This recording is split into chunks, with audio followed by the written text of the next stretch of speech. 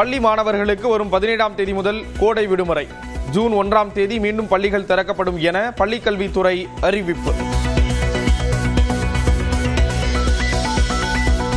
தமிழ்நாடு சட்டமன்ற தேர்தலில் வேட்புமனுக்களை வாபஸ் பெறுவதற்கான அவகாசம் நேற்றுடன் நிறைவு. 521 பேர் வாபஸ் பெற்ற நிலையில் இறுதி வேட்பாளர் பட்டியலில் 4600க்கும் மேற்பட்டோர் இடம்பெற்றனர்.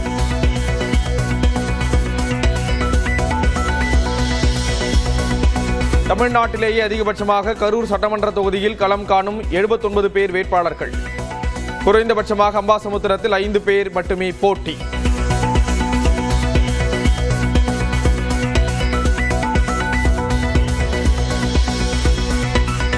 முப்பது தொகுதிகளில் ராமதாஸ் தலைமையிலான பாமக அணி வேட்பாளர்களுக்கு சிலிண்டர் சின்னம் ஒதுக்கீடு. சோளிங்கர், அணைக்கட்டு, நெல்லை, பரமத்தி வேலூர், ஆத்தூர் தொகுதிகளுக்கு தனித்தனி சின்னங்கள் என 6 சின்னங்களில் போட்டி.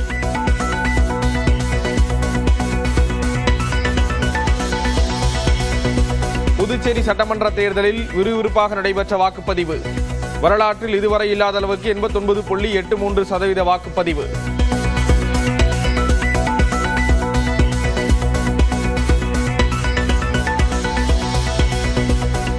கோயிலில் தரிசனம் செய்துவிட்டு RX 100 பைக்கில் வந்த புதுச்சேரி முதலமைச்சர் ரங்கசாமி.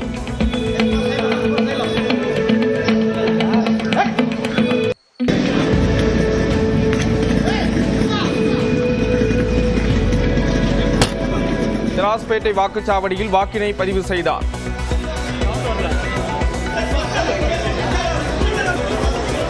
நாங்கள் எப்பொழுதும் மக்களுக்காகவே இருக்கிறோம், மக்களோடு இருக்கிறோம், மக்களுக்கு நன்மை செய்வதற்காக இருக்கிறோம், புதுச்சேரி மாநில வளர்ச்சிக்காக இருக்கிறோம், புதுச்சேரி மாநில மக்களுடைய நலத்திட்டங்களை செயல்படுத்தி அவருடைய வாழ்க்கை மகிழ்ச்சியோடு வாழ்வதற்கான சூழ்நிலை உருவாக்க இப்போ இருக்கிறது. நிதிஷ்குமார் நிலைமை தனக்கு வராது என புதுச்சேரி முதலமைச்சர் ரங்கசாமி நியூஸ் 18க்கு பேட்டி. என்ஆர் காங்கிரஸ் கட்சிக்கு தான் மட்டுமே வாக்கு சேகரித்ததாக விளக்கம். இந்த எங்களுடைய தொகுதியில் ஓட்டு கேட்கறதுன்றது நான் மட்டும்தான். ஆனால் மற்ற கட்சிகளில் என் தலைவரும் பல மாநிலத்திலிருந்து மத்திய அமைச்சர் எல்லாமே வராங்க, கேட்குறாங்க, போகிறாங்க. ஆனால் இந்த எங்களுடைய தொகுதியை பொறுத்த வரைக்கும் நான் தான் ஓட்டு கேட்கணும். புதுச்சேரி மண்ணடிப்பட்டு தொகுதிக்குட்பட்ட திருக்கனூரில் வாக்குச்சாவடி முன்பாக பாஜக காங்கிரஸ் கட்சியினர் இடையே கைகலப்பு. உள்துறை அமைச்சர் நமச்சிவாயம் வாக்களித்த பின் தள்ளுமுள்ளு ஏற்பட்ட நிலையில் தடியடி நடத்தி கலைத்த காவல்துறை.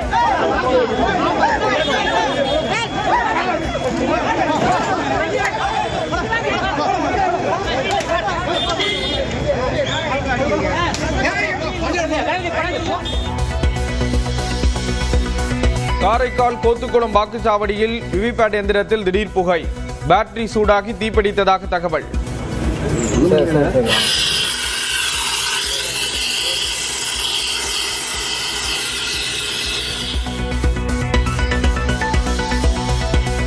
புதுச்சேரியில் விசில் சின்னத்துக்கு வாக்களிக்க கோரி மின்னணு வாக்குப்பதிவு இயந்திரத்தை காட்டி வீடியோ.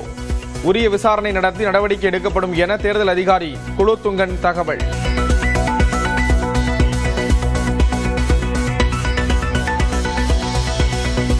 கேரளாவில் அமைதியாக நடந்து முடிந்த சட்டப்பேரவை தேர்தல்.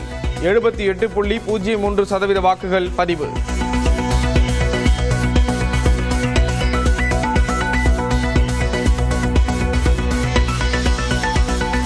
கேரள சட்டமன்ற தேர்தலில் கண்ணூர் தொகுதியில் வாக்களித்த முதலமைச்சர் பினராயி விஜயன்.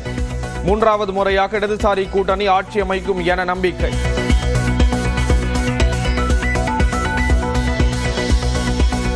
கேரளாவின் குருவாயூரில் மத்திய அமைச்சர் சுரேஷ் கோபியும் திருவனந்தபுரத்தில் மோகன்லாலும் வாக்களித்தனர்.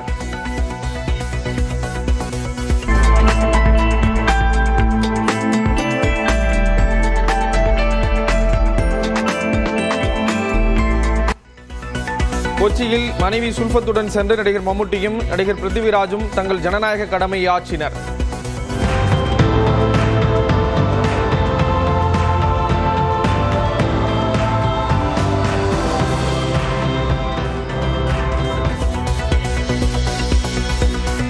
அசாம் மாநிலத்தில் ஆர்வத்துடன் வந்து வாக்களித்த மக்கள். இதுவரை இல்லாத வகையில் 85.38% வாக்குகள் பதிவு. அரசியல் அழுக்கு எடப்பாடி பழனிசாமி என செங்கல்பட்டு பரப்புரையில் முதலமைச்சர் காட்டம். தான் கொண்டு வந்த திட்டங்களை மண்ணில் புதைக்கும் துணிச்சல் யாருக்கும் இல்லை என பேச்சு. இந்த ஸ்டாலினுக்கு மரணம் வரும், மண்ணில் புதைப்பார்கள். ஆனால் சவால் விட்டு சொல்றேன், இந்த ஸ்டாலின் கொண்டு வந்திருக்கக்கூடிய திட்டங்களை மண்ணிலே புதைக்கிற துணிச்சல் ஒருத்தருக்கு வராது.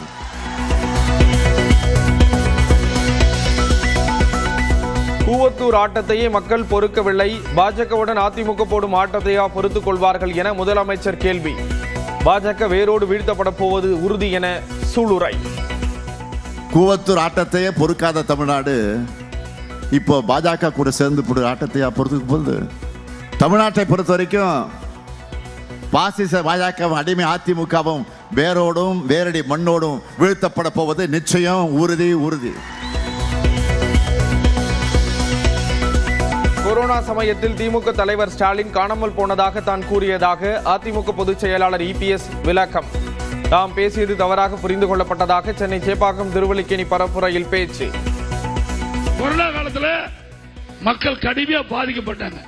அந்த காலகட்டத்தில் ஓடோடி போட்டோ ஷூட் எடுக்கிறாரு. அப்ப எங்க காணாம போனோம்னு சொன்ன உடனே புலம்புறார், என்னை பற்றி தவறா பேசுறார். காணாமல் போனான்னு தான் சொன்னதே ஒழிய உங்களை பற்றி தவறா எப்பொழுது பேசுறது. கொரோனாவில் போயிருப்பேன் என கூறிவிட்டு தற்போது இபிஎஸ் பல்டி அடித்து விட்டதாக முதலமைச்சர் மு க ஸ்டாலின் விமர்சனம். வாழ்நாளின் இறுதி மூச்சு வரை தமிழ்நாட்டிற்காக உழைப்பேன் என செங்கல்பட்டு மாவட்டம் அரைமலைநகர் பரப்புரையில் உறுதி. கொரோனா காலத்தில் ஸ்டாலின் காணாமல் போனாரும் தான் சொன்னேன். இப்படி பெல்ட் அடிச்சு அடுத்த போய் பேசி இருக்கிறார். பழனிசாமி அவர்களை ஆட்சியில் இருந்தாலும் இல்லாவிட்டாலும் எப்பவும் களத்தில் இருக்கக்கூடியவன் தான் திமுக காரன். மு க ஸ்டாலின் பக்கம்தான் காங்கிரஸ் இருக்கிறது என கர்நாடக துணை முதலமைச்சர் டி கே சிவகுமார் திட்டவட்டம். உண்மையான காங்கிரஸ் தாவேக பக்கம் இருக்கிறது என விஜய் கூறியதற்கு பதிலடி. The Indian National Congress under the leadership of Rahul ji and Mr. Kalkar ji, we stand united with Stalin ji. We will support. There is only one Congress called the Indian National Congress. தன்னை ஆளாக்கிய ஜெயலலிதா காலில் விழுவதில் என்ன தவறியுள்ளதென எடப்பாடி பழனிசாமி கேள்வி. பொறுப்பு கிடைத்ததால் காலில் விழுந்து ஆசி பெற்றதாக ராயபுரத்தில் பேச்சு. பதவி கிடைச்சது, பொறுப்பு கிடைச்சது, ஆசீர்வாதம் வாங்கின, இதுல என்னங்க தப்பு? நம்ம ஆசீர்வாதம் என்று நம்முடைய பண்பு தானே, நம்மளுடைய பண்பு தானே. அந்த பண்புள்ள குடும்பத்தில் பிறந்தா இதெல்லாம் தெரியும். அமித்ஷாவை பார்த்து கனிமொழி பதறுவதாக இபிஎஸ் விமர்சனம். கனிமொழி சல்லா காசு என்றும் தாக்கு. நிறைய இருக்குது இந்த அம்மா பேசுனது. இதே எதுக்கு பேசுவானா? செல்லாத காசெல்லாம் பேசி என்ன பிரயோஜனம்? அந்த கட்சியிலேயே இந்த அம்மாவுக்கு வேலை இல்லை. தரம் தாழ்ந்து பேசும் இபிஎஸ்க்கு மக்கள் பாடம் புகட்டுவார்கள். பவானி தொகுதி பரப்புரையில் திமுக துணை பொதுச் செயலாளர் கனிமொழி உறுதி. என்ன பேசுறோம்னு தெரியாம, யார பேசுறோம்னு தெரியாம, முதலமைச்சரை தனக்கு கூட ஒரு தரம் இருக்குங்கிறத கூட புரிஞ்சுக்காம, எதிர்கட்சி தலைவரா இருக்காரு இல்லையா, அந்த தரத்தை கூட புரிஞ்சுக்காம விமர்சனம் செய்து கொண்டிருக்கக்கூடிய ஒரு மூன்றாம் தர பேச்சாளரை போல பேசிக் கொண்டிருக்கக்கூடிய எடப்பாடி பழனிசாமி அவர்களை உங்களுக்காக நான் வருத்தப்படுகிறேன்.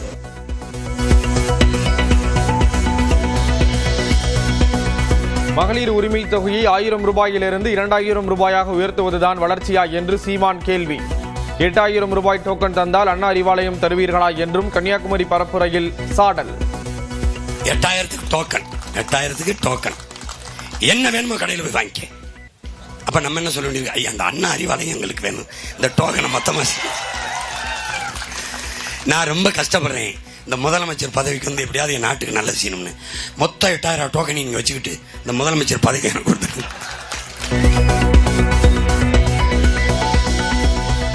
காரைக்குடியில் தாவேக தலைவர் விஜய் இன்று வாகன பரப்புரை செய்ய 17 நிபந்தனைகளுடன் காவல்துறை அனுமதி. நண்பகல் 12 மணி முதல் 2:30 மணிக்குள் பரப்புரை செய்ய கட்டுப்பாடு.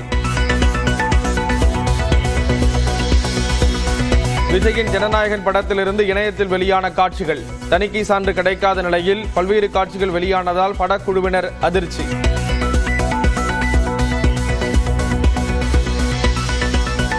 கொடைக்கானல் மற்றும் சுற்றுவட்டார பகுதிகளில் மிதமான மழை. பழனியிலும் 1 மணி நேரம் பெய்த மழையால் குளிர்ச்சியான சூழல்.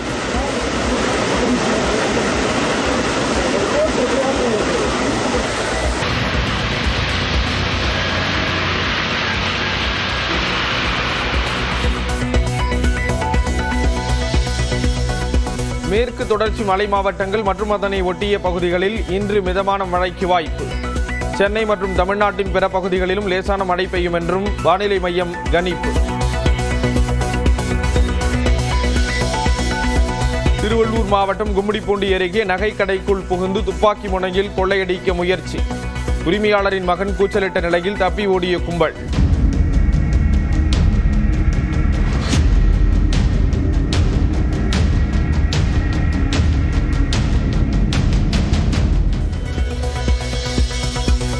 ஓசூரில் சுயம்பு சின்னக்கோட்டை மாரியம்மன் கோயிலில் திருவிழா கோலாகலம். அலகு குத்தி வாகனங்களில் அந்தரத்தில் தொங்கி பக்தர்கள் நேர்த்திக்கடன்.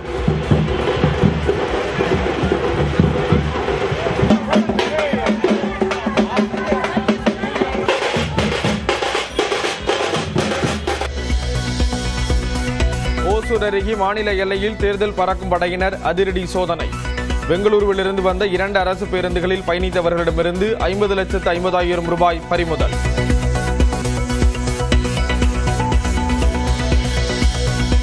அறந்தாங்கியில் உரிய ஆவணமின்றி வாகனத்தில் கொண்டு செல்லப்பட்ட 68 லட்சம் ரூபாய் பறிமுதல். ஏடிஎம் மையத்துக்கு கொண்டு செல்லப்பட்டது என கூறப்பட்ட நிலையில் உரிய ஆவணங்களை சமர்ப்பிக்க அறிவுரை.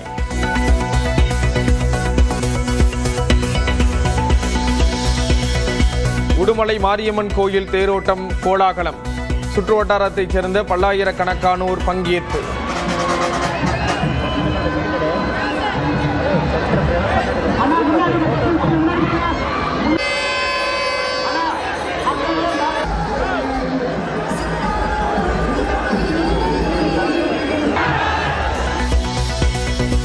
நெல்லையில் தாமிரபரணி ஆற்றில் மீன்பிடித்த போது வலையில் சிக்கிய மலைப்பாம்பு. கால்நடை மருத்துவமனையில் அறுவை சிகிச்சை செய்த மருத்துவர்கள்.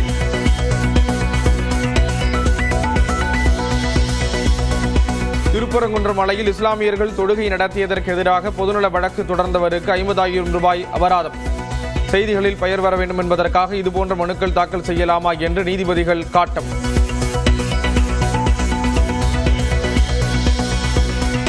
திருவள்ளூர் அருகே பாண்டூரில் இந்திரா மருத்துவக் கல்லூரியில் மாணவர் தற்கொலை செய்த விவகாரம். ஆன்லைன் வகுப்பு நடந்தபோது ஃபேக் ஐடி மூலம் தவறான செய்தி அனுப்பிய புகாரில் 4 மாணவர்கள் கைது.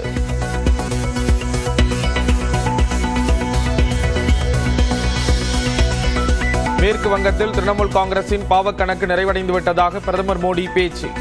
மே 4ஆம் தேதிக்கு பிறகு மேற்கு வங்கத்தின் ஒரு புதிய வளர்ச்சி யுகம் தொடங்கும் என ஆசன்சோல் பரப்புரையில் உறுதி. टीएमसी के पापों का गड़ा अब भर चुका है.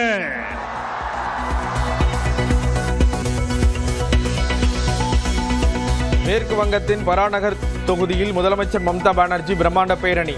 நடிகையும் திரிணாமுல் காங்கிரஸ் வேட்பாளருமான சயந்திகா பானர்ஜிக்கு ஆதரவாக வாக்கு சேகரிப்பு.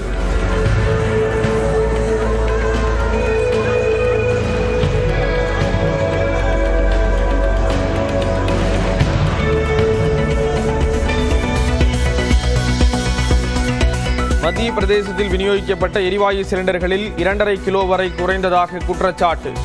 எரிவாயு ஏஜென்சியின் சேமிப்பு கிடங்கில் உணவுத்துறை அதிகாரிகள் அதிரடி சோதனை.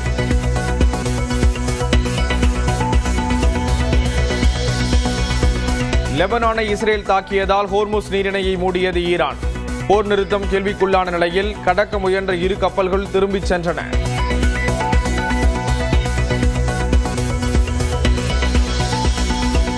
ஹோர்முஸ் நீரிணை வழியாக செல்லும் கப்பல்களிடம் கட்டணம் வசூலித்தால் உடனடியாக நிறுத்திக் கொள்ள வேண்டும். ஈரானுக்கு அமெரிக்க அதிபர் டிரம்ப் அறிவுறுத்தல்.